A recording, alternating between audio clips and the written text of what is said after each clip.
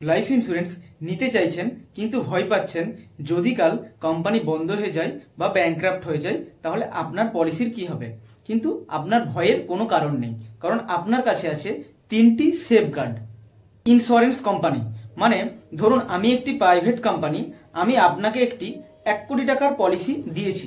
এবার আমি ওই পলিসি আবার কোনো বড় রি-ইন্স্যুরেন্স কোম্পানির কাছ থেকে পলিসি করিয়ে নিয়ে থাকি, ফলে যখনই আপনি আমাকে ক্লেম করবেন তখন ওই সেম ক্লেম আমি আবার রি-ইন্স্যুরেন্স কোম্পানিকে করব, ফলে আপনার কোনো চিন্তার কারণ নেই।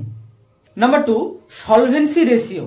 না, মার্কেট রেগুলেটর IRDA এর নির্দেশ অনুসারে আপনি যত পয়সা বা যত টাকা আপনি মার্কেট থেকে পলিসি প্রিমিয়াম বাবদ কালেক্ট করবেন, সেই সমস্ত প্রিমিয়াম আপনি যে কোনো জায়গায় ইনভেস্ট করতে পারেন না, তার বেশিরভাগ অংশই আপনাকে ক্লেম সেটেলমেন্টের জন্য রিজার্ভ করে রাখতে হবে।